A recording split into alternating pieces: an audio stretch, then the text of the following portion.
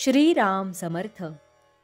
श्रोते हो, आपण ऐकत आहात श्री गोंदवलेकर महाराज यांचे प्रवचन. थोडेच वाचावे, पण त्याचे मनन व आचरण करावे.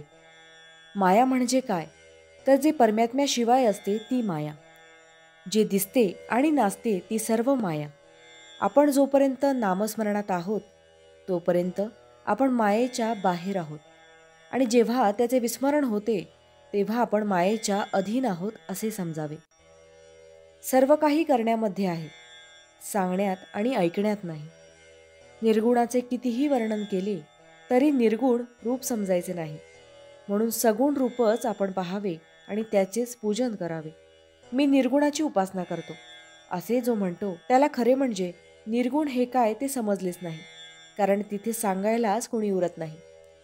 एकाने मला सांगितले की मी सर्व वेदांत ग्रंथ वाचले आहे. त्यावर मी त्याला म्हटले, तर मग तुम्हाला समाधान मिळालेच आहे. त्यावर तो म्हणाला, एवढेच काय, ते मिळाले नाही. मग एवढे वाचून काय उपयोग झाला? आपल्याला त्या वेदांताला घेऊन मग काय करायचे आहे? आपण आपली भोळी भाबडी भक्तीच करावी. देवाला अनन्य शरण जाऊन त्याचे नामस्मरण करीत जावे, म्हणजे सर्व काही मिळाले. जो जेवायला बसतो तो माझे पोट भरावे असे कधी शब्दांनी म्हणतो का? पण जेवण झाले की आपोआप पोट भरते. आपण ग्रंथांमध्ये जे वाचतो ते जर आचरणामध्ये आणले नाही तर त्या वाचनाचा उपयोग काय?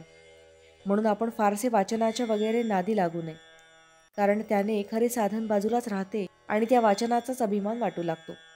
म्हणून थोडेच वाचावे आणि त्याचे मनन करावे. शरीराच्या अगदी लहान भागाला लागले तरी सबंध देहाला वेदना होतात.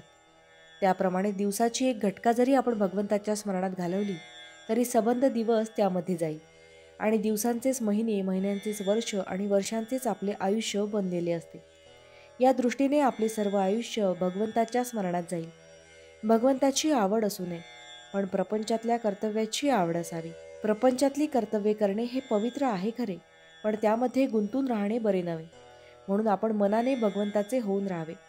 आपण मनापासून भगवंताला स्मरले तर तो आपल्याला सुखासमाधानात ठेवल्याविना राहणार नाही. प्रपंचात सुखी होणे म्हणजे भगवंताचे होणेच होय.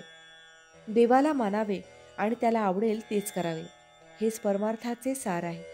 भावार्थ: देह केव्हा जाईल याचा नियम नाही, म्हणून वृद्धापकाळी स्मरण करू असे म्हणू नये. जानकी जीवन स्मरण जय जय राम. महारुद्र हनुमान की जय. समर्थ रामदास स्वामी महाराज की जय. सब संतन की जय. श्री अनंत कोटि ब्रह्मांड नायक राजाधिराज सच्चिदानंद सद्गुरु श्री ब्रह्म चैतन्य महाराज की जय. जय जय रघुवीर समर्थ. आता आपण 13 वेळा नामस्मरण करूया. श्रीराम जय राम जय जय राम.